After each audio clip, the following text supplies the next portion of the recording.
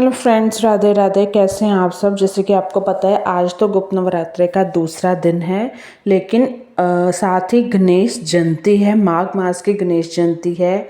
22 या 23 कब है वही हम जानेंगे।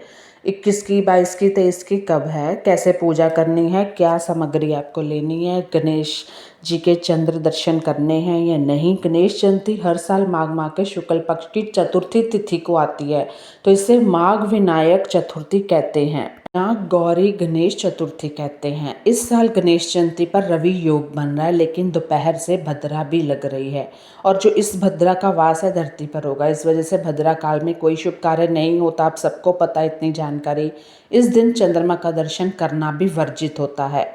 तो वही जानेंगे कि गणेश जयंती कब है, क्या मुहूर्त है, पूजा करनी है, व्रत कथा मैं आपके लिए कल लेके आऊँगी।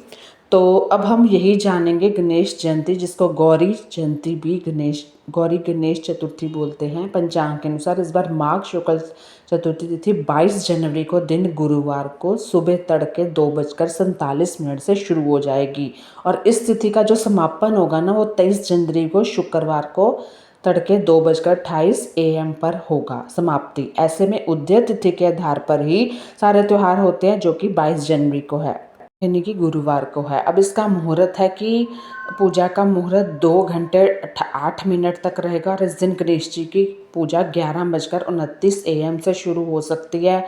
मुहूर्त की जो समाप्ति है वो दोपहर 1:37 पर होगी, यानी कि आप 2 घंटे 8 मिनट तक, यानी सुबह 11:29 में 2 घंटे पूजा कर सकते हैं शुभ मुहूर्त में। गणेश जयंती के अवसर पर रवि योग सुबह 7:14 से बनेगा, और यह दोपहर में 2:27 तक रहेगा। ये एक शुभ योग होता है जिसमें सभी प्रकार के दोष मिट जाते हैं। अगर आप कोई पूजा अर्चना करना है, कुछ भी लेना है, तो आप कर सकते हैं। गणेश जयंती की पूजा रवि योग में ही होगी, जो कि शुभ भी होती है।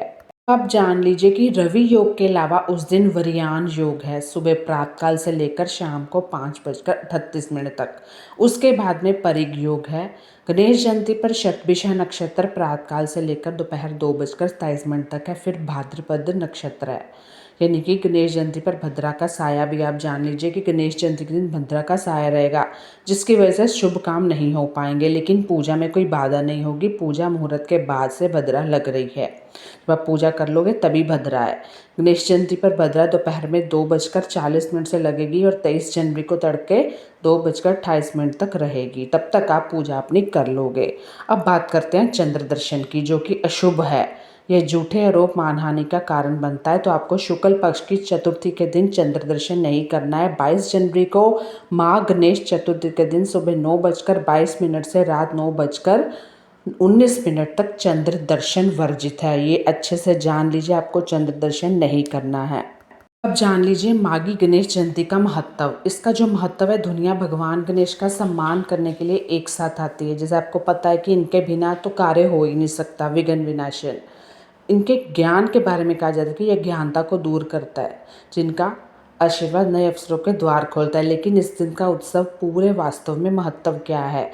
भगवान गणेश बुद्धि, समृद्धि, सौभाग्य के कारक हैं। हिंदू संस्कृति में भी एक महत्वपूर्ण स्थान रखते हैं। उनका हाथी का सिर ज्ञान का प्रतीक है, जबकि उनका मानव शरीर शक्ति का प्रतीक है।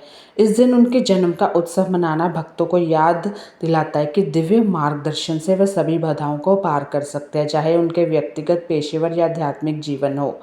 मतलब अगर इनको नहीं ध्याया तो कोई भी कार्य आपका सिद्ध नहीं होगा। बागी गणेश पूजा के लिए आप चीज़ें नोट कर लें। पूजा का तेल। इस विशेष पूजा के तेल का उपयोग पूजा के दौरान तेल के दीपक जलाने के लिए किया जाता है। यह ज्ञान के प्रकाश का प्रतीक है और ज्ञानता अंधेरे को दूर करता है। माना जाता है कि इन दियों को जलाने से नकारात्मक ऊर्जा दूर होती है, यानी कि आपको गणेश जी के आगे दीपक जलाना है। शुद्ध गाय का घी का दिया जलाना पूजा का एक जरूरी हिस्सा है। शुद्ध गाय का जो दिया होता है वो पवित्रता का प्रतीक होता है। कहा जाता है कि भगवान गणेश की दिव्य कृपा को आकर्षित करता है। इसकी तेज लोग ज्ञान और आशा का प्रतीक है, जो भक्त को एक उज्जवल, अधिक समृद्ध भविष्य की ओर ले जाती है। धूप कुप, ये सुगंधित धूप जलाने वाले हवा को युद्ध करती है, शुद्ध धूप कप के साथ आपके आसपास की वाइब्रेशंस को बढ़ाते हैं और एक आध्यात्मिक माहौल बनता है। माना जाता है कि इसकी सुगंध वातावरण से नकारात्मक ऊर्जा खत्म करती है, सकारात्मकता लाती है। अखंड दिया, और यह तांबे का खंड दिया सबसे पसंदीदा अनुष्ठानों में से एक होता है खंड दिया जलाना, जिसके बारे में माना जाता है कि पूजा के दौरान लगातार जलता रहता है। ये लगातार जलने वाली रोशनी दिव्य ऊर्जा की शाश्वत उपस्थिति का प्रतीक है। कई लोग तांबे का खंड दिया पसंद करते हैं, जो न केवल पूजा में भी आकर्षण जोड़ता है बल्कि तांबे की सकारात्मकता भी रखता है। तो आपको यही दिया जलाना है। ये सभी चीज़ें मिलाकर एक शक्तिशाली संयोजन बनता है, तो आपको इन्हीं चीज़ों से उनकी पूजा करनी है। सुबह जल्दी उठकर आप ब्रह्म मुहूर्त में एक भगवान गणेश की प्रतिमा आपको सजानी है, फूल लाने हैं, कोई भी फूल ले सकते हैं आप। साथ ही पूजा के आपको गणेश जयंती पर भगवान गणेश को उनके प्रिय मोदक लड्डू का भोग लगाना है, कोई भी तरह का लड्डू जैसे आप बनाते हो। साथ ही केला, फल, खीर, पूरन पोली, 21 दुर्वा घास और शम्मी के पत्ते अर्पित करने हैं, जो उन्हें प्रसन्न है और सुख समृद्धि लाते हैं। साथ ही आपको कथा करनी है, कथा हम कल लेके आएंगे। इस तरह आपकी कोई भी मनोकामना भी है, विघ्न विनाशन हमारे गणेश जी दूर करेंगे। तो तब अब तक के लिए धन्यवाद।